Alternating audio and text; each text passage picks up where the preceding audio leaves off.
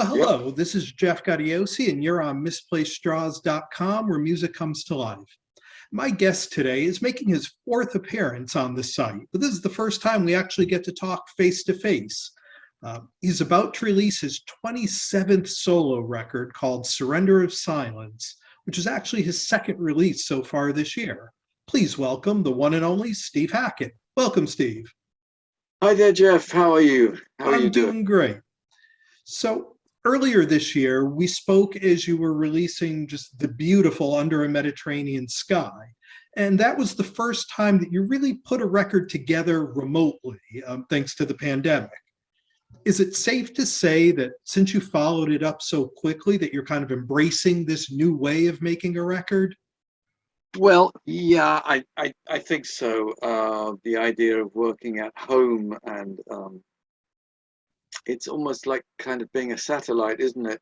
Um, Performances are being beamed in from everywhere, and whereas at one time records were made with people face to face, when you're trying to work with someone from Azerbaijan who's connecting you with someone from Tajikistan, and you've got a drummer in the States, um, you're working with this kind of United Nations approach, and to travel has been, a musician's birthright for hundreds of years, and then suddenly we're like sort of, in terms of social conditions, we're back in, the era of the Black Death, the plague, and Yeah. so do we allow ourselves to be ground to a halt? How does it work for filmmakers? God knows. But one studio is the size of one's computer, Mhm.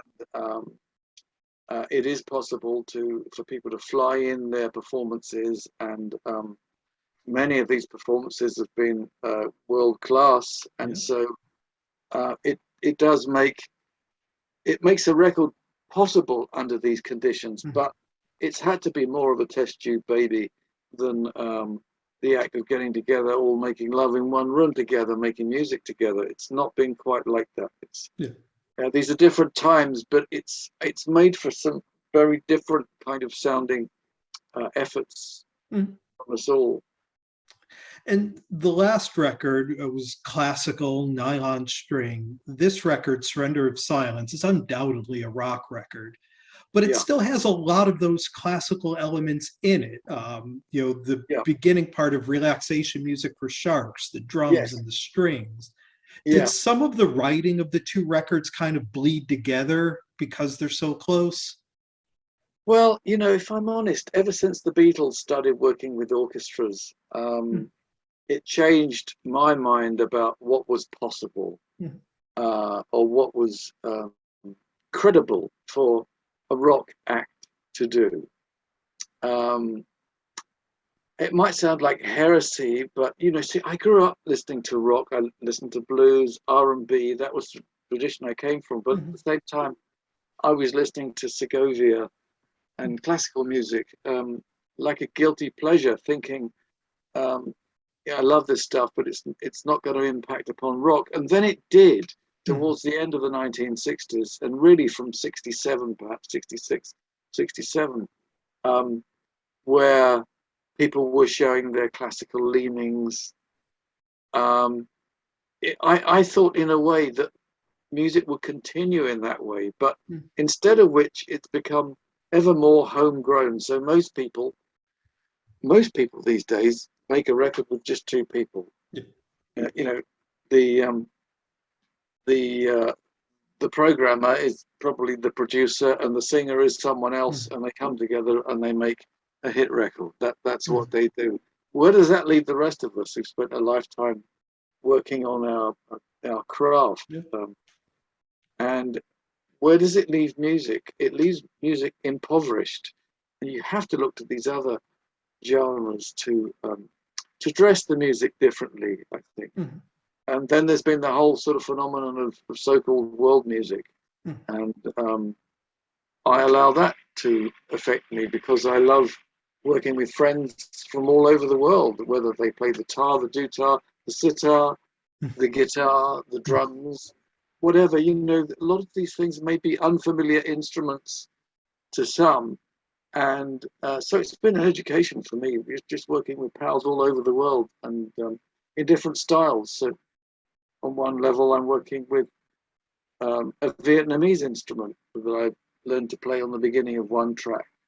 Um, and so it goes on. And then the same theme is taken up by a lady playing the viola, playing it in an Oriental style.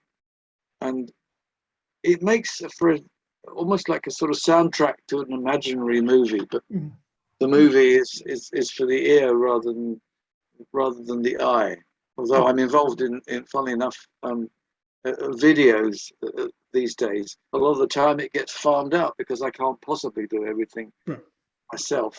But there's been some interesting videos that have come up already around this album, and there's a new one that I've just seen that a cartoon maker has done around the track Natalia, and we've gone to town with the Russian sort of oppressive regime thing, and that looks really quite stunning. And I'm very interested in the different approaches that different filmmakers have to these things.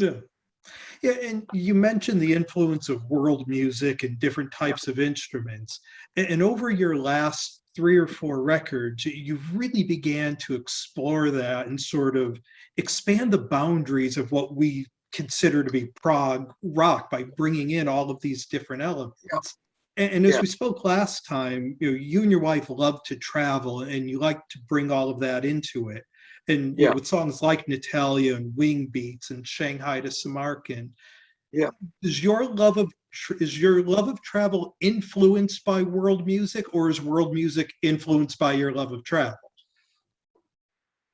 Where does one begin? And is it the journey that makes the song, or does the song facilitate the journey? The world beckons. It's a strange thing. I first started traveling when I was a 7-year-old boy. My parents emigrated to Canada. They didn't have any money. It was assisted passage. Mother became instantly homesick, knew she wanted to return. But in a way, in my imagination, I couldn't forget that extraordinary journey across the Atlantic, seeing icebergs firsthand, seeing the Rocky Mountains, traveling through them from the observation dome, and seeing the world, the prairie, the ocean, the sky. I grew up in concrete London. There were very few trees. We lived opposite the Battersea Power Station, made famous so many years later by Pink Floyd with the Flying Pig, but we were in the middle of pollution central. Since then, partly as a touring musician, I've visited so many parts of the world, but there are many things that are not on the touring map for musicians, but are equally fascinating to visit. China, where else have we been? Ethiopia, Greece, places that I've not performed in, but nonetheless have influenced the music. The Orient, certainly. I've traveled not just with my band, but also with a world fusion band called Jabe, Hungarian guys. So we were in Malaysia, in Penang Island, and you hear music, and it's very different from the kind of stuff that you go and see at your local blues club. It's very different. Nothing wrong with the local blues club or pub. I love it. All the sonic developments that happened with the world of guitar happened around blues, largely in London when I was growing up in the mid-60s. But beyond all of that, I got introduced to so many other things, despite myself at times. Whenever I thought to myself, I don't really want to travel, something will always happen. An offer will come up. My wife will say, well, let's visit Borneo. Let's go to Vietnam. These things are on on the list. But so far, she managed to take me to India, to Cambodia, extraordinary trips. Each one of them a trip of a lifetime. Egypt, we had a trip to Egypt. Some of it influenced under a Mediterranean sky. We were able to inform that with musical styles from that region, and again, as I said, unfamiliar instruments. So it's a leap into the unknown, and it's wonderful when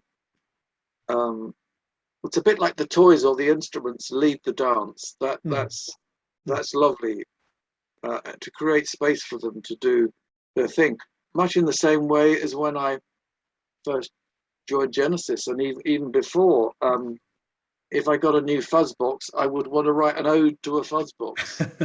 Now it'll be, well, you've seen things beyond the fuzz box. There's things that are equally enthralling. I come back to the same humble instruments that I always had beforehand, but I used to think that anyone who owned a Marshall Stack and a Les Paul had already made it. You've got it. That's it. You know, you've already climbed Everest. You've got the tools. You know, this is what it's all about. You know, I was young and very much hungry for it then. And then perhaps priorities change over time, and I'm not that kid. You know, looking at shop windows, thinking I can't afford that. I desperately need it. You know, when is my fairy godmother going to wave the magic wand and I'm going to get to that? But over time, you beg, borrow, if not steal, to get to that stage. Yeah, and you have some great musicians on this record. You mentioned you have musicians from all over the world, as well as using your regular touring band, and you also have some pretty special guests, including, for my money, one of the most underrated drummers in rock, Phil Earhart of Kansas. How did that come about? Do you and Phil go back a ways, or? Oh yeah, we worked just after I left Genesis. Phil Earhart and Steve Walsh of Kansas were working with me on an album called Please Don't Touch, and we became pals. You know, we're all opposite sides of the pond, but Phil had stayed in touch with me and said, "Oh, if you have any songs at any point, you know, we're on the lookout for that." And then we were doing the cruise. We were doing Cruise to the Edge in recent times, and we'd always said we'd do something again at some point. So I sent him the track Shanghai to Samarkand, and he said he really liked the track, and he sent me some drum work on it. So it's a very kind of ambitious track. It's a kind of travelogue, but it has to be a virtual one, because those places have been inaccessible for a while. Everyone knows all about the way lockdown has impacted on their lives, but it doesn't mean to say that we have to stop work. Luckily, we're not slaves to the idea of going somewhere else into someone else's recording studio. A lot of us can work at home or in nearby facilities, and then we get a performance and somehow make it work by osmosis with the ideas that we've already got. So I think people are very used to working in isolation these days. I mean, I've worked on lots of other people's albums myself, and they send me something that's unfamiliar, and they don't have to sit there whilst I try and get to grips with the unfamiliar. I just send them the finished thing, the finished idea, and if they like what I've done, they use it. Most of the time, I find that it can almost be a distraction working with the genius who's written something, you know, who knows exactly how it ought to sound. That could be a hindrance, whereas I will color it in my way, and I leave other people to do the same thing with things with just the briefest idea. Say, oh, this is an energetic drum part. Would you like to play busy or slow or atmospherically? And just let people who are world class get on with the job, and I get something once they've ironed out all the wrinkles. And as much as this record and your last few are influenced by everything we've just talked about, just seeing the world and new instruments and new sounds, there's still some heavy guitar on this record. Yeah. The beginning, that intro to the Obliterati, Fox Tango. Yeah. So in addition to the orchestral stuff and bringing in these sounds from all over the world, every now and then, do you still enjoy picking up the Les Paul and being a guitar hero? Oh, well, I think the playing has gotten more heroic in recent times. I think the playing's probably gotten angrier as I've worked on more and more techniques, things that I couldn't do at one time. And I've given, full vent to that. I've allowed that to be the case. There's still the melodic things. Melodic playing is where I came in. But sometimes I like to just have a complete rant on the guitar. And if it's an angry song, like Fox's Tango, you mentioned, where there's social comment, various things, or the Obliterati, which uses tapping. Which, it was something I was doing right back in 1971, that technique. And I thought, I'll do something that's a nod to that early era of the early 70s. And when I was doing Acolyte, I used a sort of phase thing. I used an MXR phaser on the, which is an old piece of kit now, on it, so that it's kind of going through this phase shift whilst you're tapping. So the sound is being colored by repeat echo, probably repeat echo, reverb, and distortion. So there's all of those things, and the notes are flying thick and fast, and the changes are almost Wagnerian, to be honest, more than rock and roll. And it's got the support of strings, and I think of the cimbasso. It's an orchestral instrument that is incredibly deep. So it's the sort of thing that you'll find in orchestras. It's really low, rasping sound that mixes very well with orchestral basses and what have you. So yeah, there's still a rock and roller in there. Me, I'm still an electric player. I'm still a guitarist, is what I'm trying to say. And one of my favorite tracks on the record is Devil's Cathedral, which features your touring vocalist, Nad Sylvan. Yeah. And live, Nad handles the Genesis material. And I think this track kind of fits into that mold.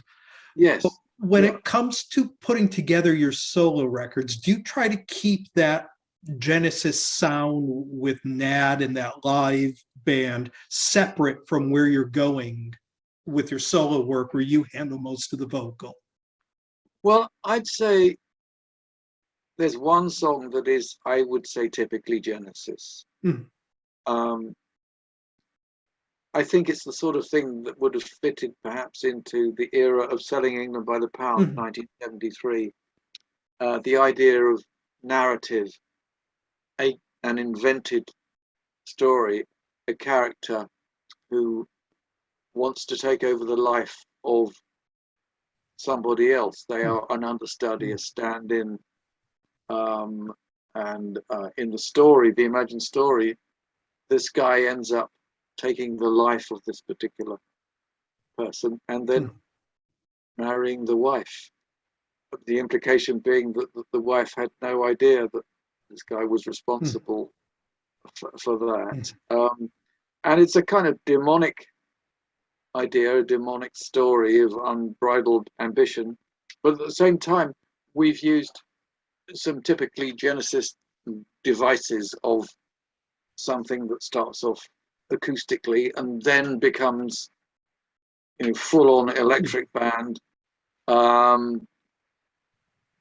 but it also has, you know, pipe organ at the beginning and soprano sax, and they're doing this thing called octatonics, and they are runs that I didn't recognize at first that Rob and Roger were doing together.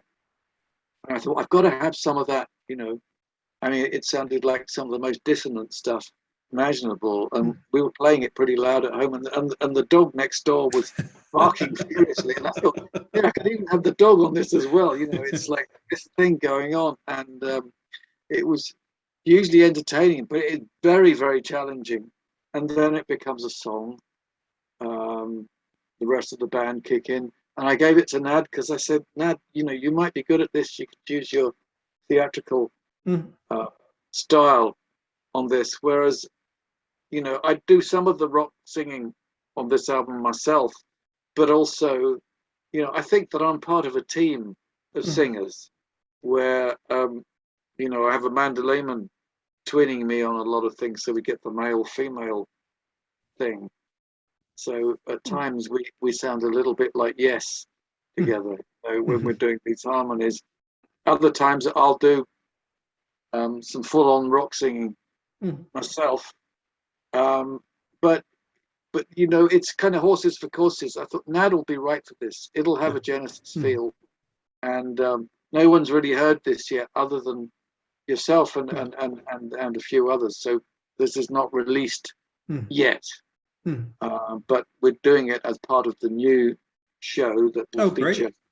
Yeah, we'll be doing that one, and Held in the Shadows, another one from the new album, plus some older solo stuff, plus the whole of Seconds Out,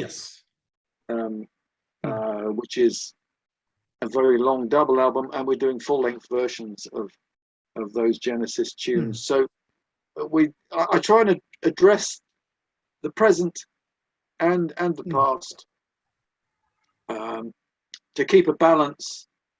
For those who like their music to be familiar, they will have that. For those who like their music to be challenging and cutting edge, I believe we deliver that too. You just told the story behind the lyrics with Devil's Cathedral. And I think as your solo career has evolved, your lyrics have really kind of taken on that cinematic quality, or, you know, a novel. You know, you recently put out your autobiography, which was fantastic. I have a copy right behind me over there. And, you know, and it did really well. Have you ever thought about just writing, whether it's putting out short stories or a book or a film, as you've gotten deeper and deeper with your lyrics? Well, when I met my wife Jo, originally she was making movies, and I said I would be happy, you know, to do, you know, music for her with that, and she ended up writing a couple of books, and I would encourage that as she encouraged me with writing. So we've talked about collaborations beyond the collaboration that goes with songwriting. But I think I've realized that the songs that perhaps I'm most drawn to, the ones that really last for me, have a kind of narrative quality to them. And I was reading an old interview that Paul McCartney gave in the 1960s. I think it was for Life magazine, and he was saying something about he'd gone somewhere and he'd taken along John Lennon to a place, I think it was the Times bookshop or something, and they saw the original manuscript of Under Milk Wood by Dylan Thomas. Eleanor Rigby has a quality to it. The famous line about wearing a face that she keeps in a jar by the door is something that was very Dylan Thomas-esque in a way, because he would allude to certain things with the characters, but the use of metaphor was important for him as a writer whether it will be as innuendo, because there's a Mm. lot of it with Under Milk Wood. It's essentially, the sensual life, the subconscious sensual life Mm. of um, a Welsh town or village, and I found it fascinating that he would have certain things like, this woman who never goes out, this woman married to a man who never takes her out, and he's the milkman, and one of the characters says, I think he keeps her in the cupboard with the empties. Mm. And so there's this aspect of what informed the Beatles is there Right. in English literature, maybe a few years earlier. Not that much, just the difference perhaps between the 1950s and the early 60s, and Mm. by the mid 1960s, the influence of the other Dylan, of course, is Mm. paramount upon the Beatles, Mm. and narrative seems to be so much part and parcel of really good writing. Genesis addressed that. Um, at sometimes it was deliberately obscurantist, Mm. but at other times you would get the idea of what that's all about without needing to have something written underneath Yeah. to tell you what the lyrics were all Mm. about. Because I think that ideally a song should be self-explanatory. Mm. So once you catch the words, and I try not to write too many words that are impossible to catch first time Mm. on first listening. Mm. Um, but I think you can be inventive with this stuff. You can push the boat out. Mm. You can make it your own. It's a folk tradition in a way, isn't it? Mm. Telling stories. Right. Definitely. And as we're recording this, it's been Mhm. less than 24 hours since we heard the news of the passing of Charlie Watts. Oh, I know. Yeah. In the early days, did you ever have any interaction? Genesis and the Stones ever do festivals or anything like that together way back when? No, I met two of the Stones over time, Mm-hmm. and spoke with them. And one was Mick, and the other one was Bill Wyman. Mm-hmm. Um, and I found them very talkative, very communicative, and and it was nice, that they were childhood heroes of mine. I was listening to the Stones very, very early on, and I loved their work and practiced along with it relentlessly. Yeah. Um, so yes, the passing of Charlie is, yeah, it saddens me because when I was a kid, I desperately wanted to have the long hair that they had, and I thought out of all of them, Charlie was the most handsome. I thought he had this kind of face that could have belonged to. He could have been an Indian brave. Can I use that word? Yes. Indigenous Yeah. American. They do this, that, and the other. Yeah, I mean, he looked like he could have been, an honourable chief of Mhm. some tribe um, that we could only guess at, and his face really personified the Stone Age aspect of them. He looked chiseled, Mhm. and so to see him pass, it's sobering. But Mhm. obviously, I still have a soft spot for the Stones. I think that there was a side of me as a kid who was always hoping that the Stones might give me a call one day. It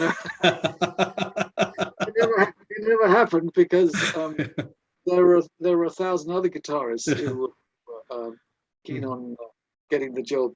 Mhm. Not to mention harmonica players. Yeah. So and I possessed both skills, but it was interesting. The early Stones, I think, were perhaps a tad more experimental, Mhm.